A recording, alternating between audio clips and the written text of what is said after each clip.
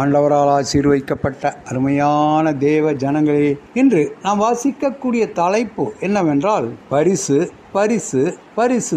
முதலாவது தேவனுடைய ராஜ்யத்தையும் அவருடைய நீதியையும் தேடுங்கள். மத்தேயு 6வது அதிகாரம் 33வது வசனம். 10 லட்சம் ரூபாய் தனக்கு கிடைத்தால் வறுமையெல்லாம் ஓடி போய்விடும். புதிய அழகிய வீடு ஒன்று வாங்கலாம், செழிப்பான தோட்டம் வாங்கலாம், மீதியுள்ள பணத்தை வைத்து நல்ல வியாபாரம் ஒன்றை ஆரம்பிக்கலாம். மனம் சிந்திக்க ஆரம்பித்தது.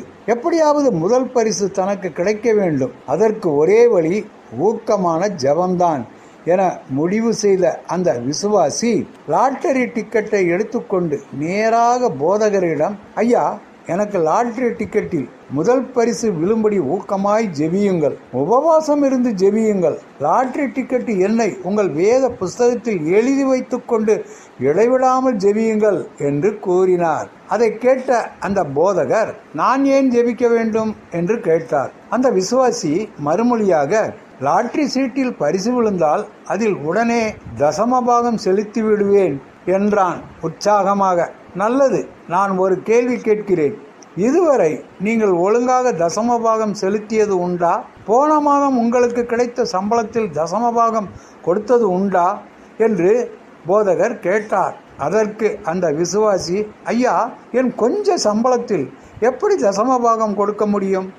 என் வாழ்க்கையை நடத்துவதற்கு அது போதாதே என்று சொல்லி மெதுவாக நழுவ ஆரம்பித்தான். கொஞ்சத்தில் உண்மையாயிருந்தால் உன்னை கர்த்தர் அநேகத்தின் மேல் அதிகாரியாக வைப்பார் என்று போதகர் சொன்னதை அந்த விசுவாசி காதில் போட்டுக்கொள்ளாமல் சென்று விட்டான். நாம் முதலில் செய்ய வேண்டியது என்னவென்றால், முதலாவது தேவனுடைய ராஜ்யத்தை தேடு, அப்பொழுது இவைகளெல்லாம் உங்களுக்கு கூட கொடுக்கப்படும். மத்தேயு 6வது அதிகாரம் 33வது வசனம். முதலாவது விளைச்சல். உன் தேவனாய கர்த்தர் தமது நாமம் விளங்கும்படி தெரிந்து கொண்டிருக்கும் ஸ்தானத்திற்கு போய். உபாகமம் 26வது அதிகாரம் 2வது வசனம். முதலாவது பிறப்பது முதற்பேரான யாவையும் எனக்கென்று பரிசுத்தப்படுத்தினதினாலே அவைகள் என்னுடையவைகளாய் இருக்கும், நான் கர்த்தர் என்றார். என்னாகமம் 3வது அதிகாரம் 13வது வசனம். முதலாவது தேவ ஊழியனை கனப்படுத்து. எனக்கு ஒரு சிறிய அடையை பண்ணி என்னிடத்தில் கொண்டு வா, பின்பு உனக்கு உன் குமாரனுக்கு பண்ணலாம். 1 ராஜாக்கள் 17வது அதிகாரம் 13வது வசனம். இந்த வசனங்களை நாம் மனதில் வைத்து செயல்பட வேண்டும்.